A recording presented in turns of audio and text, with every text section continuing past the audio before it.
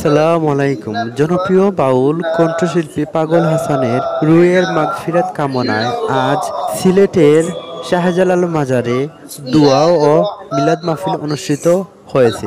বিভিন্ন জায়গা থেকে শত শত মানুষ জড়ো হয়েছেন। প্রিয় দর্শক, আপনারা আমাদের সাথেই থাকুন এবং উপভোগ করুন আজকের ভিডিও।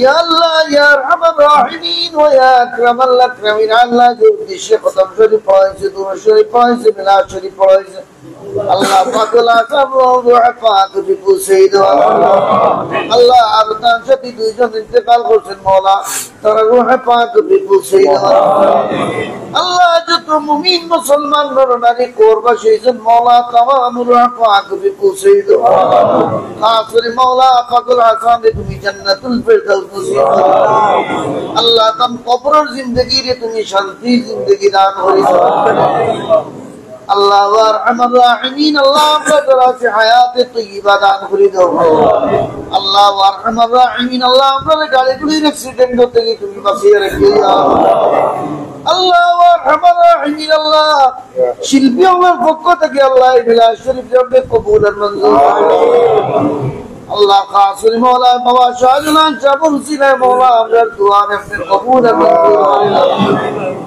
আল্লাহ আমরা যারা মা বাপ দুনিয়া থেকে বিদায় নিয়েছেন মওলা আমরা প্রত্যেকের মা বাপ তুমি মাফ করে দাও।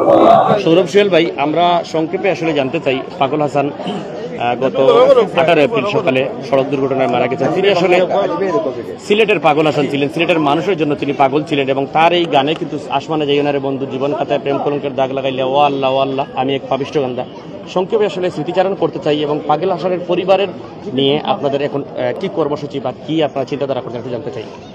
ধন্যবাদ আপনারা যারা আজকে মিডিয়ার যারা এখানে উপস্থিত হয়েছেন শাহজালাল মাজারে। তো আজকে আপনারা জানেন যে আমাদের সিলেটের মিউজিশিয়ান যারা পক্ষ থেকে আজকে পাগল হাসানের জন্য দরগা শরীফে মিলাদ শরীফের দোয়া এবং মিলাদের আয়োজন করা হয়েছে। পাগল হাসান সম্বন্ধে বলতে গেলে সর্বপ্রথমে বলতে হয় পাগল হাসান আসলে মানুষটা কেমন ছিলেন।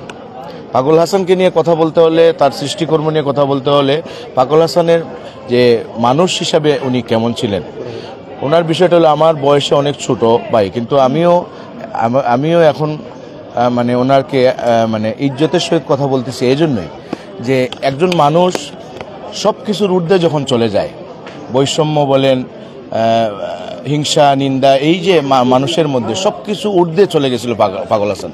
পাগল হাসান এমন একজন মানুষ, সে নিজে কিভাবে খাবে, তার পরিবার কিভাবে চলবে সেটা তার মুখ্য বিষয় ছিল না। তার মুখ্য বিষয়টা ছিল মানুষের সেবায় তাকে বিলীন করে দেওয়া, মানুষের সেবায় সে নিয়োজিত ছিল। মানুষের জন্য সে আমাকে প্রায়ই যখনই সিলেটে আসতো বা আমার সাথে তো ছোটোবেলার থেকেই সম্পর্ক, দীর্ঘদিনের সম্পর্ক। পাগল হাসানের লেখালেখি তো বিশ্বময় ছড়িয়ে গেছে, বেশি দিন হয় না, আপনারা জানেন। কিন্তু পাগল হাসানের ছোটোবেলার থেকেই তার যে চলন বলন, কথাবার্তা, এগুলা সম্পূর্ণ আলাদা একটা বিষয় ছিল। মানুষকে শ্রদ্ধা করা, মানুষকে ভালোবাসা, হিংসা জিনিসটা তার মধ্যে ছিল না। এবং একজন শিল্পী হিসাবে, একজন মানুষ হিসাবে কি হওয়া উচিত, পাগল হাসানকে দেখে, পাগল হাসানকে জেনে বুঝে একজন মানুষ হওয়া একদম সহজ। কারণ আমি বলি, এজন্য বললাম, পাগল হাসানের আপনারা মিডিয়া যারা আছেন বিশ্বময় সবাই জানেন, পাগল হাসানের ঘর দুয়ার, তার যে ব্যাংক ব্যালেন্স, তার যে অর্থ সম্পদ বলতে আহামরি কিছু নাই। কিন্তু পাগল হাসান এমন একটা জনপ্রিয়তার শীর্ষে চলে গেছিল, সে চাইলে অনেক বাসা বাড়ি বলেন, অনেক প্রপার্টি সে করতে পারত, কিন্তু এগুলোর মধ্যে সে ছিল না। সে তার ঘর কিভাবে হবে, তার ঘর কিভাবে খাওয়ার দাওয়ার কিভাবে, এমন সবচেয়ে আশ্চর্যজনক হলো পাগল হাসানের যে বড় একটা ছেলে কোরআনে হাফেজ, সে 60,000 টাকা সে পুরস্কার পেয়েছিল। এইটা পুরস্কার পাওয়ার পরে আমার সাথেও ব্যক্তিগতভাবে বিষয়টা আলাপ করছে পাগল হাসান। এই মাদ্রাসার টাকাটা তার ছেলে যে টাকাটা পেয়েছিল পুরস্কার হিসেবে মাদ্রাসায় 60,000 টাকা, ওই টাকাটা পাগল হাসান মাদ্রাসাকে দান করে দিয়ে আসছিল, তার ছেলের যে টাকাটা।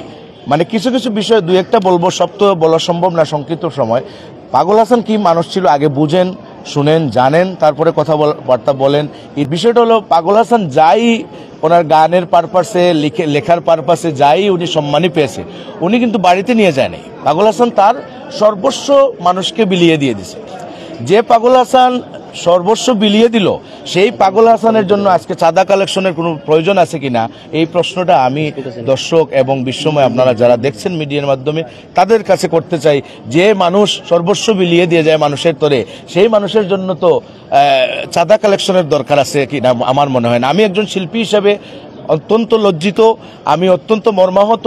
একে তো আমাদের পাগল হাসান আমাদের একটা মহারত্ন আমরা হারিয়েছি, আমাদের সেই শোক এখনো পাগল হাসানের এখনো 15-20 দিন হয় নাই মৃত্যুর, এবং মর্মান্তিক মৃত্যু যেটা আমরা কোনোভাবে মেনে নিতে পারতেছি না।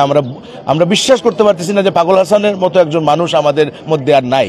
তো এটা আমরা এই শোকে কাটিয়ে উঠতে পারতেছি না। ইতিমধ্যে আমরা মিডিয়াতে দেখতেছি যে পাগল হাসান বলেন সাহায্য চাচ্ছেন পাগল হাসানের পরিবারের জন্য।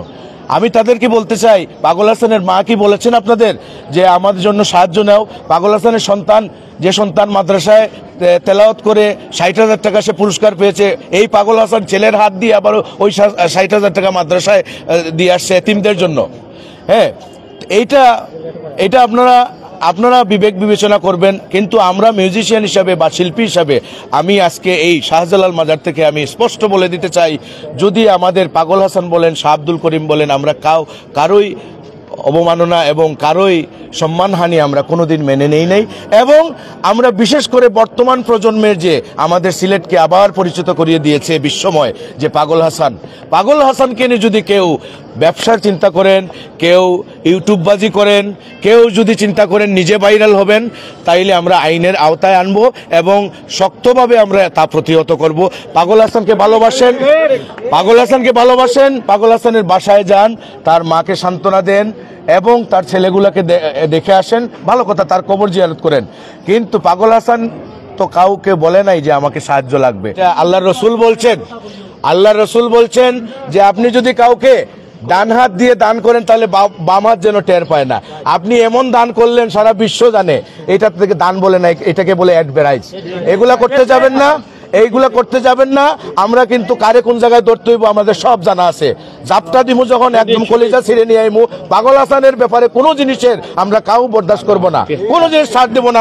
আমরা সরাসরি বলে দিলাম, শাহজালাল মাজার থেকে আমাদের সিনিয়র মিউজিশিয়ানরা আছেন সিলেটের, আমরা শিল্পীরা আছি, কোনো মিউজিশিয়ান বাকি নেই আমাদের সিলেটের, সব মিউজিশিয়ান এখানে উপস্থিত, সব শিল্পীরা উপস্থিত। আপনারা আমার সাথে একমত তো?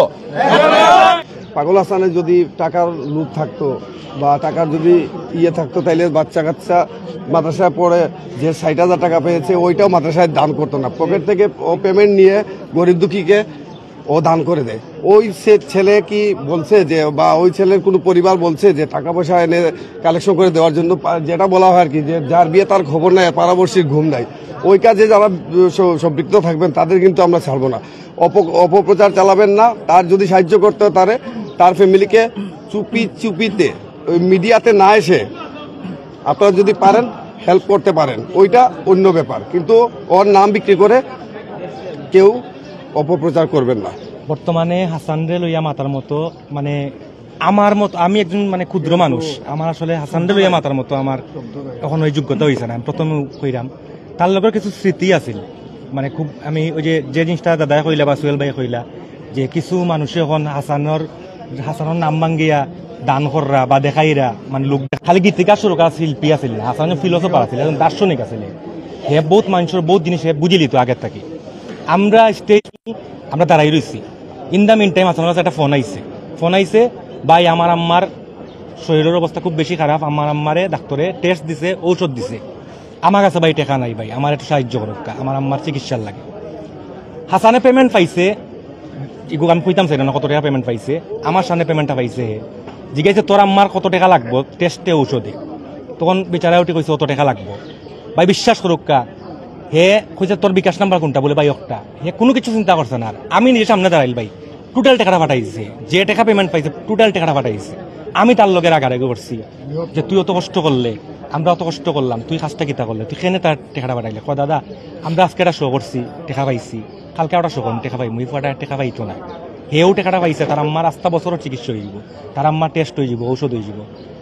তো হাসান ও মানুষ আছে, আর আপনারা গিয়া কইরা হাসানরে 50,000 দিলেই বা এখন দিয়া গেছে, ভাই হাসানে কোনো সময় আনছে না।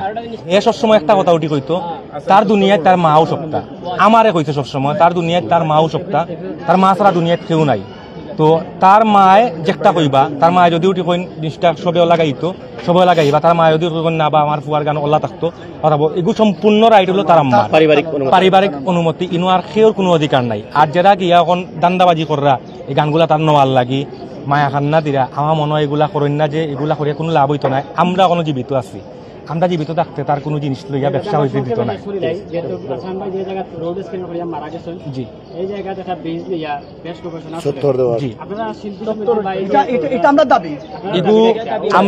আমরা দাবি হইল হাসানের নামে একটা কিছু হইতো যে এমন একটা সৃষ্টি হইতো যে সৃষ্টিটা আজীবন হাসানের নামটা থাকতো। একটা ব্রিজর নাম হইতে পারে, একটা কোনো রাস্তার নাম হইতে পারে, যে কোনো কিছু হইতে পারে। মরার আগের দিনও আমি তার লগে বইয়া ভাত খাইছি, কারণ তার মনে হয় দিলে ডাক দিলে সে যাইব কি আমার এটা কে নিয়ে দাওয়াত দিন নিয়ে ভাত খাইছে খাইয়া আইছি। আমরা তো জানি না যে মারা যাইব। আমরা ব্যান্ডের টি শার্ট বানানি দেওয়া হয়েছে। আমি গতকালকে একটা পোস্ট দিছি, আমরা লগোটগো বানানি হয়েছে। আমরা টি শার্টটা হয়তো আমরা সাইজ নেওয়া হয়েছে, আমরা সবার সাইজ নিছে হে, কিন্তু টি শার্টটা আমরা তো আইছে না। এর আগে আমার বন্ধু গেছে গিয়ে সব ওকে ডিজাইন সপ্তাহ ওকে লগে ওকে সপ্তাহ হয়ে গেছে, কিন্তু আর একলগে ফিন্দা হয়েছে না। হয়তো আমরা করমু আমরা বন্ধুর স্মৃতি লাগে আমরা গেঞ্জি আনমু করমু থাকবো, কিন্তু আমরা বন্ধুর লগে তো আর ফিনতে পারলাম না। এই একটা দুঃখ আমরা থাকবো। আর আমি হাসানের বিষয়ে যেটা কইতাম সেটা আমরা সব পরে মাতমু, আমরা তার সারা বিশ্বর মাঝে তার গান যতদিন পৃথিবীর বুকে বাঁচিয়া থাকবো, আপনি গাইয়া বাঁচবা, আমরা বাজাইয়া বাঁচমু, আমরা গাইয়া বাঁচমু। হে আমরা এইগুণ দিয়া গেছে, সারা বিশ্বরে দিয়া গেছে বাঁচবার লাগে। তার গান বাঁচানি কেউ লাগতো না ভাই, তার গান অমর ভাই।